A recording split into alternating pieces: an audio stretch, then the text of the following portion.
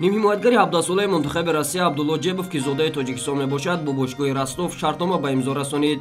Дар ин бора хабар медиҳад сомонаи расмии дастаи Ростов. Ба Ростов гузаштан муҳимтарин қадам дар фаъолияти варзишии ман аст. Ман тамоми кори аз дастам меомадагиро мекунам, то шахсоне ки ба ман боварӣ ҳосил намуданд қаноатманд бошанд. ман аллакай бо чанд тан аз бозигарони бошгоҳ шинос ҳастам.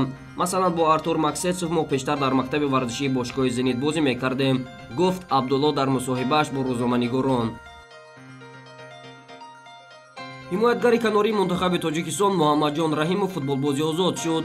тибқи хабарҳо ва шартнома мебоист Муҳаммадҷон то 31 декабри соли ҷорӣ дар бошгоҳи Ордабасии Қазоқистон ҳунарнамоӣ мекард, вале бо сабабҳои молиявӣ бошгоҳ натавонист ҳимоятгари мунтахаби кишварро дар ҳайат нигоҳ дорад.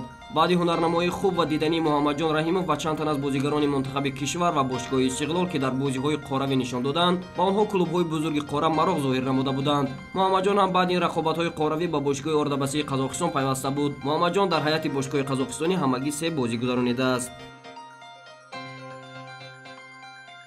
Муҳаммад Султонов, ҳамлагари бошгоҳи Торпедои Москва, ки дар Лигаи футболи миллии Россия ҳунарнамоӣ мекунад, яке аз бозигарони гаронарзиши лига ба ҳисоб меравад. Муҳаммад Султонов декабри соли 1992 дар ноҳияи Ёвон ба дунё омадааст. портали Трансфермаркт Муҳаммадро 800 000 евро баҳо медиҳад. Муҳаммад дар ҳайати бошгоҳаш 21 бозӣ гузаронида ба задани 9 гол ва 11 партофти головар даст ёфтааст. бошгоҳи Торпедо дар айни ҳол бо 47 имтиёз дар зинаи сеюми Лигаи футболи миллии Россия қарор дорад. яке аз футболбозони дурахшони мунтахаби кишвар Эҳсони Панҷшанбе, ки дар бошгоҳи навбаҳори чемпионати Ӯзбекистон бозӣ мекунад, ба дастовардҳои назарраси ноил гашта истодааст. айни замон Эҳсон дар чемпионати Ӯзбекистон баъди Йован Дёкич аз АГМК гаронарзиштарин бозигари лига ба ҳисоб меравад. портали Трансфермаркт Эҳсони Панҷшанберо 600 000 евро баҳо медиҳад.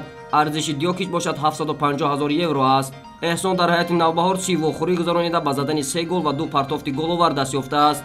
шартномаи Эҳсони Панҷшанбе бо бошгоҳи мазкур то 31 декабри соли 2022 қадр дорад. ду футболбози мунтахаби кишвар, ки бо даъвати дастаи овозадори Персеполис ба Эрон рафтанд, бо гузашти 5 ҳафта ҳанӯз муваффақ нашуданд, ки қарордодҳояшонро имзо кунанд. Ваъдат Ҳаннонов ва Манушер Сафаров ҳоло дар яке аз меҳмонхонаҳои Теҳрон умр ба сар мебаранд. хабари интиқоли ин ду бозигар ба ин бошгоҳи пуртарафдори эронӣ 2 моҳи гузашта мавриди таваҷҷӯҳи расонаҳои ду кишвар қарор гирифт.